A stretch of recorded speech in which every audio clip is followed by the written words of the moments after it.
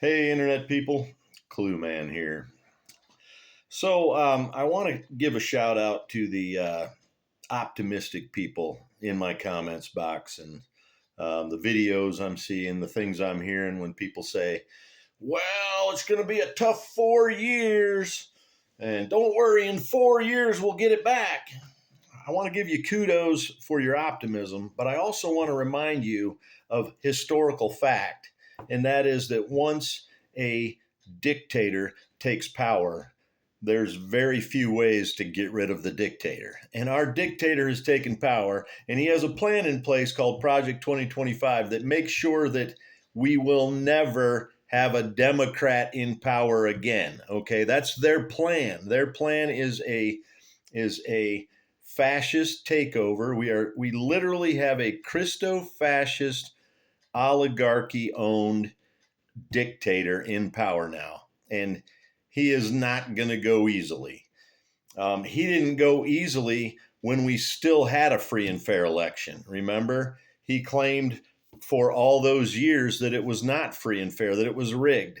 Now that he's in there and he has nothing but sycophant loyalists in positions of power right next to him, he is never going to relinquish power. And every election we have will be rigged.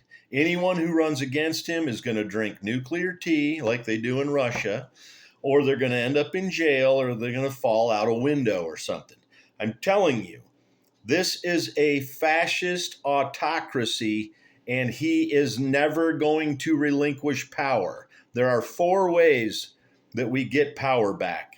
Number one, we stage a revolution. We all need to get on board for that, and it won't be fun. Number two, our military generals have to stage a coup and take over the government. That won't be pretty either. Number three, the rest of the world has to join together and start World War III and take down our freaking dictator government. That's not going to be fun. Number four, he chokes on a cheeseburger tomorrow, and then they'll just install another, uh, freaking fascist dictator in his place.